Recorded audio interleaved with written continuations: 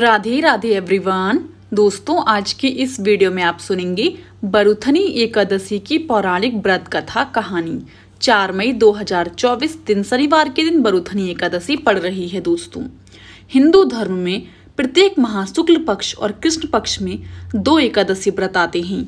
सभी एकादशी व्रत का अपना एक विशेष महत्व होता है।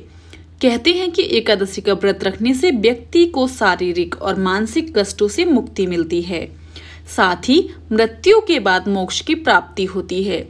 वैशाख माह की कृष्ण पक्ष की एकादशी को बरुथनी एकादशी कहा जाता है। दोस्तों, और इस साल ये 4 मई 2024 दिन शनिवार को पड़ रही है। एकादशी के दिन भगवान विष्णु और भगवान श्री कृष्ण का पूजन किया जाता है। पूजा के दिन व्रत कथा अवश्य पढ़नी चाहिए। आइए सुनते हैं बरुथनी एकादशी की पौराणिक व्रत कथा कहानी। पौराणिक कथा के अनुसार एक बार भगवान श्री कृष्ण से युधिष्ठिर ने बरुथनी एकादशी व्रत कथा के महत्व के बारे में बताने के लिए कहा। तब श्री कृष्ण ने कहा, जो व्यक्ति इस व्रत को रखता है उसे पुण्य की प्राप्ति होती है। इससे संबंधित कथा है कि नर्मदा नदी के तट पर राजा मानधाता का राज्य था। राजा मानधाता दानी और धर्मात्मा दोनों थे।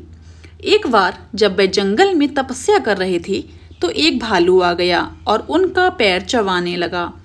फिर वह राजा को घसीटकर जंगल के अंदर ले गया, जिसके कारण राजा की तपस्या भंग हो गई और वे घायल हो गए। तब उन्होंने अपने मन में हरि विष्णु का ध्यान किया और अपने प्राणों की रक्षा के लिए प्रार्थना की। भगवान विष्णु ने उनकी प्रार्थना को स्वीकार कर भालू को प्रकट होकर अपने चक्र से मार गिराया, लेकिन भालू के वार से राजा मानधाता अपंग हो गए। उन्हें काफी दुख और कष्टों का सामना करना पड़ा। ऐसे में उन्होंने भगवान विष्णु से शारीरिक और मानसिक पीड़ा को दूर करने का उपाय पूछा। तब भगवान विष्णु ने कहा कि तुम्हारे पुराने कर्मों का फल तुम भोग रहे हो। ऐसे में तुम मथुरा जाकर वैशाख माह के कृष्ण पक्ष की एकादशी का व्रत रखो और साथ ही मेरे बराह अवतार की पूजा करो।